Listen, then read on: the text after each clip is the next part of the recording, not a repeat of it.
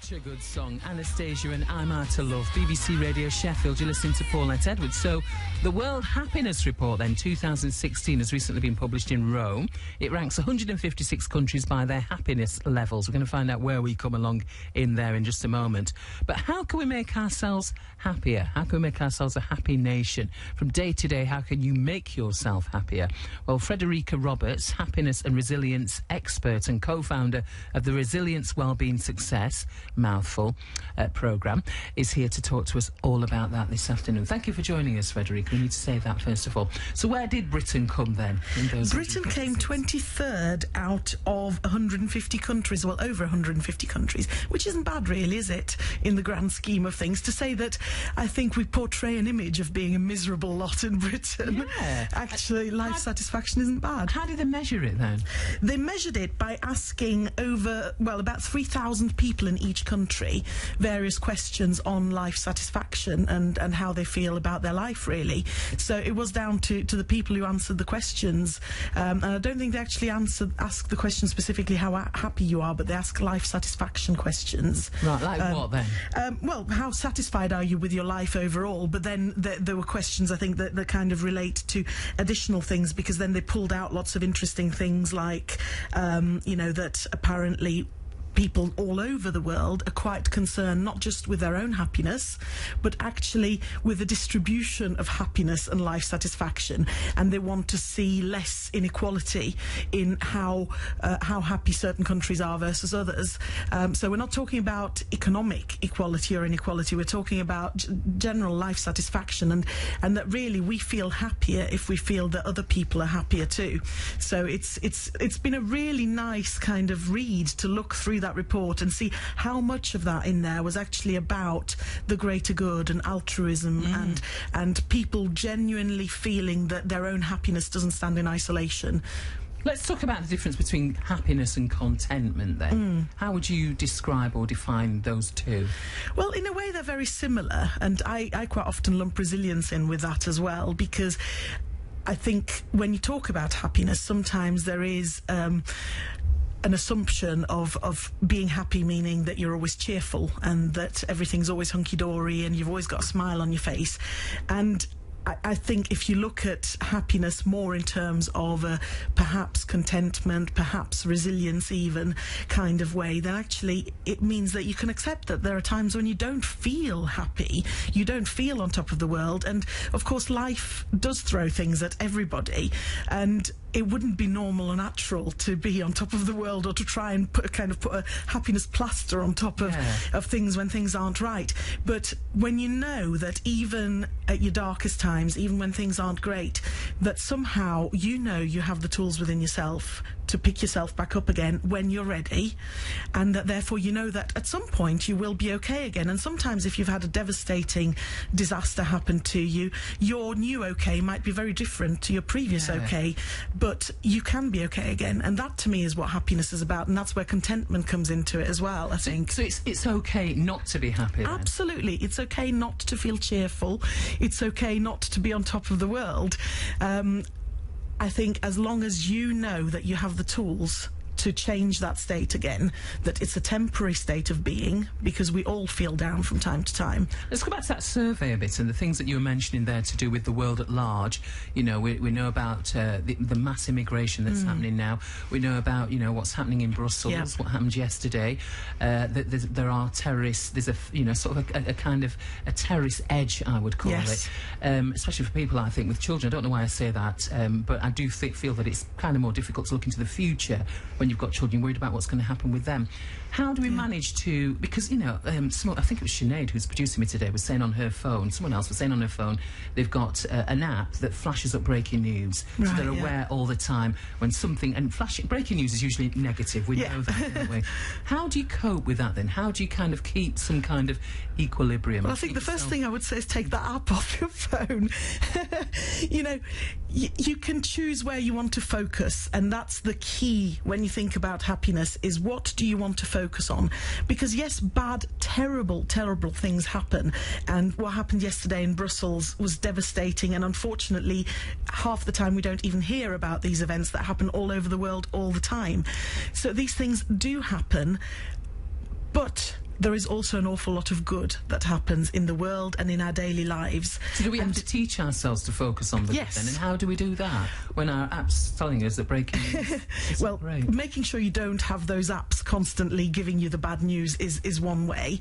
And the other way is a very fundamental of happiness, and that's to focus on gratitude and to really practice actively, deliberately being grateful. So first thing up in the morning, last thing at night, whenever works for you, writing down at least 3 things you're grateful for in your life. And that, as you do that over a period of time, actually shifts your focus. And when I say a period of time, actually, if you do it, there was some really interesting research done by Professor Martin Seligman in the States, that if you do that for 7 days, and ideally if you put a reason behind why that gratitude is important to you. So for example, let's take today. I am very grateful that both my daughters are healthy today as we stand, because they've both had some terrible health challenges. So there's my gratitude and there's my reason behind it. So today I'm very grateful because they're well. So as you do that, if you do that for 7 days, some people who've done this have actually reported feeling happier for up to 6 months. So it's very powerful. But what also happens is that you're teaching your brain what you want to filter for, because as you know, I'm sure, our brain couldn't possibly take in all the information it gets bombarded with at every second of every day. So it just filters stuff out. Literally, you don't see things that your brain filters out for you. So that's why you can drive home and stuff and be in your own world. And, you know, your brain just brings to your conscious attention what it needs to. So if you focus on negative stuff, your brain goes, aha, this person wants to know lots of negative things, and keeps bringing negative stuff to your attention. If you focus on positives, your brain brings more of the positives to your attention. And that's, if you need an example of that, that's very straightforward every day. If you've ever bought a new car, for example, the minute you've bought that car, the streets are littered with the same car that you've just bought. Because you notice. Because you notice it. BBC Radio Sheffield, I've got Frederika Roberts with me. We're talking about happiness. One thing that we haven't factored into the equation is depression. And there's a kind of a discussion going on my Facebook page. I've asked people about what makes them happy, and Claire has said that happiness is a choice that you can choose. You can choose whether to be happy or not to be.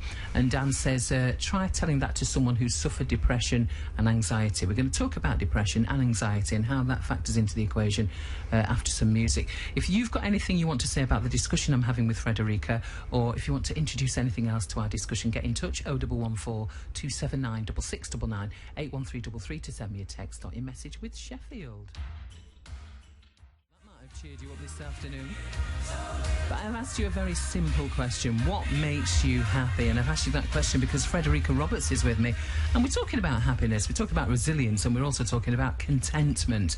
If you've got a question that you'd like to share with us, get in touch on the usual numbers. Just to remind you, it's 0114 279 6699. It's 81333 to send us a text. So we were talking about this discussion, Frederika, between Claire and Dan on my Facebook page. Other people have chipped in as well. Claire said that happiness is a choice that you make. You can choose whether to be happy or not. Do you think it's that simple? On a very simplistic level, yes, because it is a choice you make, and that choice is not I wake up and I feel happy. The choice is I will put the work in to be happy. So I will do the things I need to do, whether it's the gratitudes, whether it is going to see a doctor if you've got a problem that requires medication, whether it is going to see a therapist if you need some kind of therapeutic intervention. All of those things are choices you can make that will lead to you being happier even when you're not. So it is a choice in that sense, yes, but obviously if you are suffering from depression, you can't just snap yourself out of it. That's the point that Dan makes. It says if someone's got depression or anxiety, they are not choosing anyway, are they? No, but what they can do, and I don't wish to insult anybody with depression, and I will say I've suffered with depression, and I have been on medication in the past for depression myself, and I know that sometimes depression can be absolutely devastating for some people, and some people unfortunately suffer from it on a recurring basis. What you can, however, do is, just like any other illness, physical illnesses, disabilities as well, etc., you can wear that illness like a protective coat and say, I have this illness and therefore I cannot possibly be okay.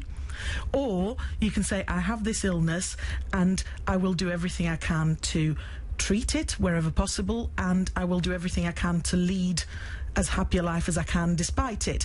And that's where the interventions come in, knowing yourself and knowing when you're slipping, knowing when you need intervention as well. We'll talk about tools in a moment, because that's kind of what you're hinting at there, but let's think about specifics. Mick's got in touch. He says that he suffered a rather traumatic childhood. He had a breakdown when he was 15. He said also years later he's watched his wife pass away with cancer. He now suffers depression, but he can't seem to see a reason why. He says, could it be that the past is still affecting him, and how can he bring happiness back into his life? Okay, well, I'm really sorry to hear about all these traumas in your life. That's quite a lot to go through for most people. And it sounds like he'd obviously adjusted quite well and thought he was doing fine, and it's somehow come back to bite him. Now, I'm not a psychologist or a therapist, so I can't advise on whether that is the past coming back to bite him. It could well be.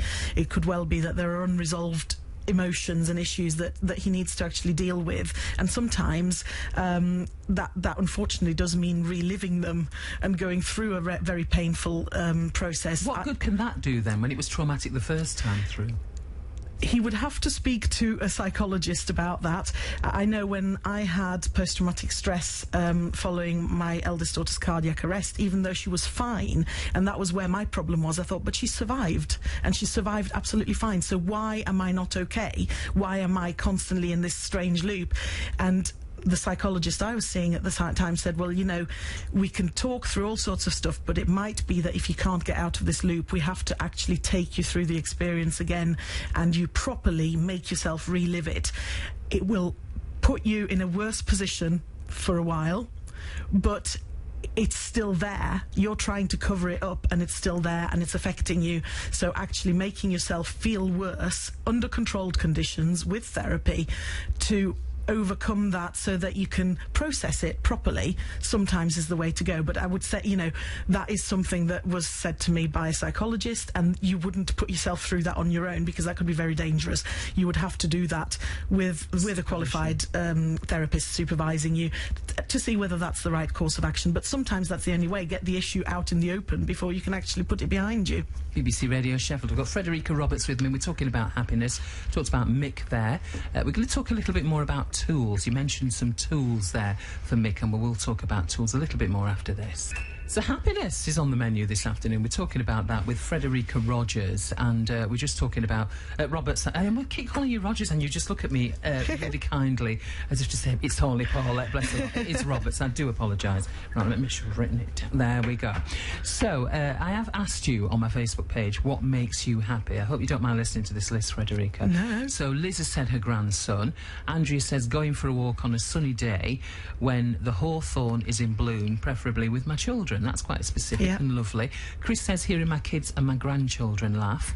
David sent us a picture, as I said before, of his fiancée. Janine sent a picture of her on her bike. That makes her happy.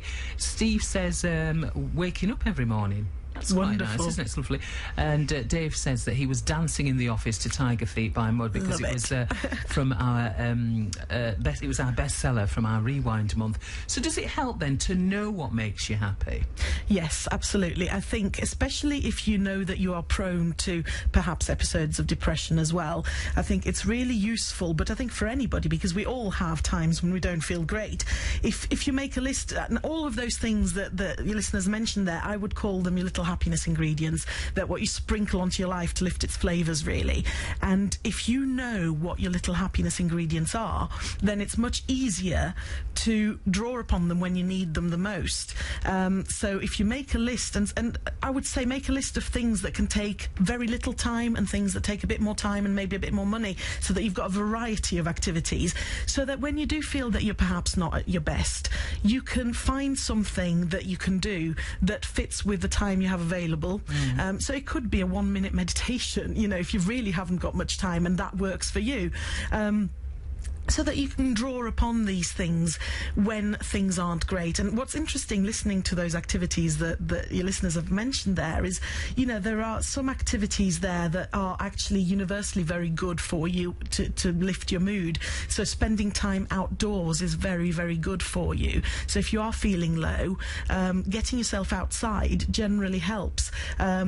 Things like the bike riding, you know, so general physical activity, that is actually a natural antidepressant because you release endorphins. So anything that's physical, even if it's just going for a walk, will help as well. So what about these ingredients then? And I like that idea, a sprinkling of happiness ingredients. You go through them, you've tried them all, within a couple of weeks you still feel a bit blue and a bit sad. What do you do then?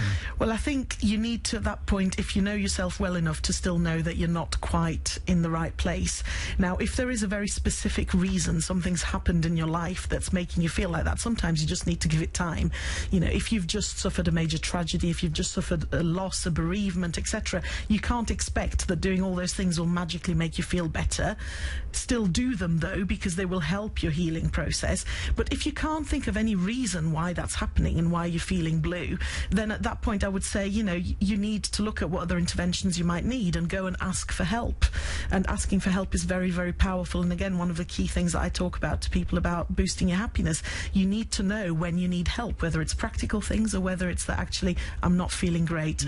If you were feeling ill, you would go to the doctors. If there's something not right with your mind, you need to go and see a doctor, you need to see somebody and seek help. Wonderful. Well, Frederika, it's been lovely to speak to you. Thank you very much, Frederika Roberts. Just finish on this point then, there's no name on this, but it says, Paulette, listening to your show makes me happy, which is very kind. You really make me smile with your comments, oh dear. He says, I'm driving around in my 40-year-old MGB car, puts a huge smile on my face, far more fun than driving these modern robot-built cars. Like I have to drive because I can't afford one that's more expensive. Frederika, a joy as always. Thanks for joining us. Thanks for having me.